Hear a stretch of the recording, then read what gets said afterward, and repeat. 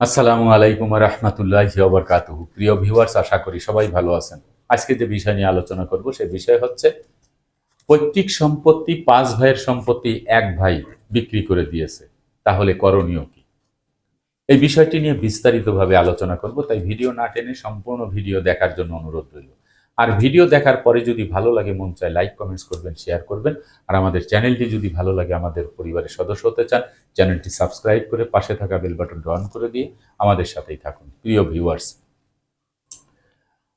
বাবা মায়ের রেখে যাওয়া সম্পত্তি, যেই সম্পত্তির প্রত্যেক ওয়ারিশ তারা মালিক, এবং এই মালিকানা সম্পত্তি এক ভাই 5 ভাইয়ের সম্পত্তি বিক্রি করে দিয়েছেন।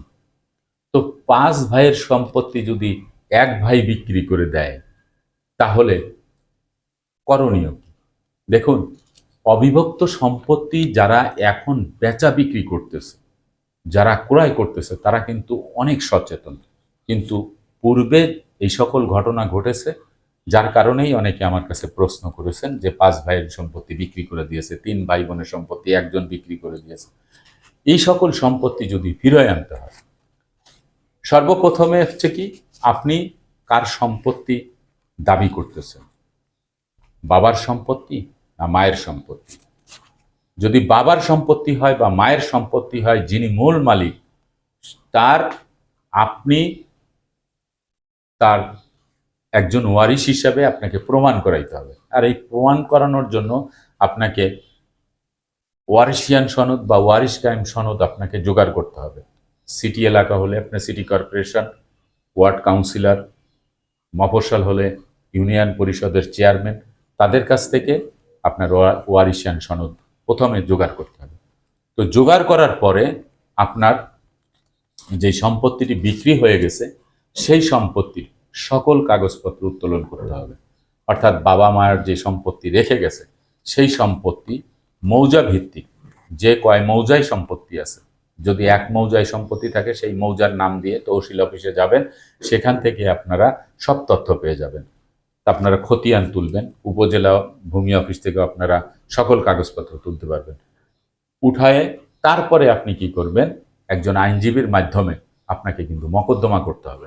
কারণ আপনি যদি মকদ্দমা না করেন, তাহলে ওই যেই ব্যক্তি সম্পত্তি ক্রয় করেছেন, 5 জনের সম্পত্তি উনি একা ক্রয় করেছেন, উনি ডাইনে বামে কোনো কিছুতে তাকান নাই, চিন্তা করছেন যে সম্পত্তিটা শুধু আমার কাছে হস্তান্তর করে দিলে হয়েছে, আমি ক্রয় করতে পারলেই হয়েছে একবার, মানে গায়ের জোরে। কিন্তু তিনি আইনের প্রতি তার শ্রদ্ধা নেই, তিনি সামাজিক রীতিনীতি তিনি মানেন না, সামাজিক কোনো ব্যক্তির কথা তিনি মানেন না, কাউকে মূল্যায়ন করেন না। এই সমস্ত ব্যক্তির কাছে যখন আপনি ধর্ণা ধরবেন, তারা আপনার সম্পত্তি দিবে না, তারা আরও আপনাকে হুমকি দামকি দিবে। এই জন্য কি করতে হবে? আপনাকে সরাসরি আইনের আশ্রয় নিতে হবে। আর আইনের আশ্রয় নিতে গেলে আপনি সরাসরি এই সকল সম্পত্তির ব্যাপারে দেওয়ানি আদালতে মকদ্দমা করতে হবে। ফৌজদারি আদালতে ভূমি অপরাধ প্রতিরোধ প্রতিকার আইন 2023 এখানে মামলা করলে আপনার কিন্তু এটি হবে না। আপনাকে মামলা করতে হবে সরাসরি দেওয়ানি আদালতে, সুনির্দিষ্ট প্রতিকার আইন 1877-এ আপনি সরাসরি আপনি সত্যের মামলা করতে পারেন। ঠিক আছে? এই যে সত্যের মামলা, সত্য ঘোষণা, এই সত্য ঘোষণার মামলা করতে পারেন, দখল পুনরুদ্ধারের মামলা করতে পারেন। আপনি যদি সরকারি যে ফি আছে, এটি যদি অ্যাডভলিয়াম ফি, এটা যদি দিয়ে দেন, দিয়ে যদি আপনি মামলা করেন, তাহলে আপনার কিন্তু সেই জাজমেন্ট আপনাদের পক্ষে কিন্তু চলে আসবে। তা আপনাদের পক্ষে যখন এটা চলে আসবে, তখন তো আপনারা মালিক অটোমেটিক্যালি হয়ে যাবেন।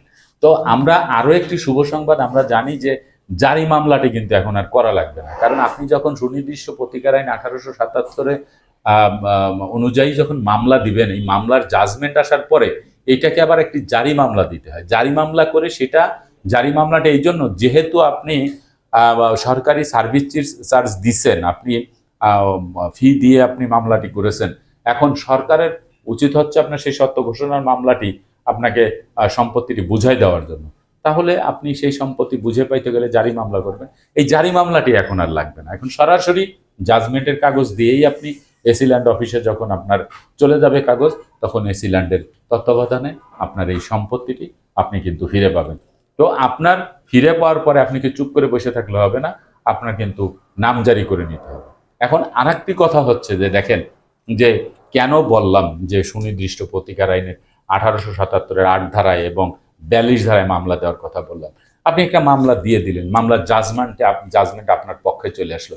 তো যখন আপনি জাজমেন্ট চলে আসলো, যিনি দখলে আছেন তিনি বললো যে আমি এই সমস্ত মানি না, তখন সরকারিভাবে আবার পুলিশের কাছে যাবেন, আবার মামলা দেবেন, এগুলি না। আপনি একসাথেই যখন আপনি মামলাটি দিয়ে দিবেন, সুনির্দিষ্ট প্রতিকার আইন 1877-এর 8 ধারা এবং আপনি যখন 42 ধারায় যখন আপনি মামলাটি দিবেন, তখন সরকারের যে সংশ্লিষ্ট বিভাগের দায় তখন বেড়ে যাবে, তখন তারাই কিন্তু আপনার সম্পত্তি উদ্ধার করে দেবে। এই জন্যই বলা হয়েছে যে সুনির্দিষ্ট প্রতিকার আইন 1877-এর একদম 8 ধারা এবং 42 ধারায় মামলাটি দিলে আমি মনে করি ব্যক্তিগতভাবে যে খুব সহজেই এই সম্পত্তিটি আপনারা ফিরে পাবেন। আজকের মতো ভিডিওটি এখানে শেষ করব। আগামীতে দেখা হবে অন্য কোনো ভিডিও নিয়ে। সে পর্যন্ত সবাই ভালো থাকবেন, সুস্থ থাকবেন, আর আমার জন্য দোয়া করবেন। আল্লাহ হাফেজ।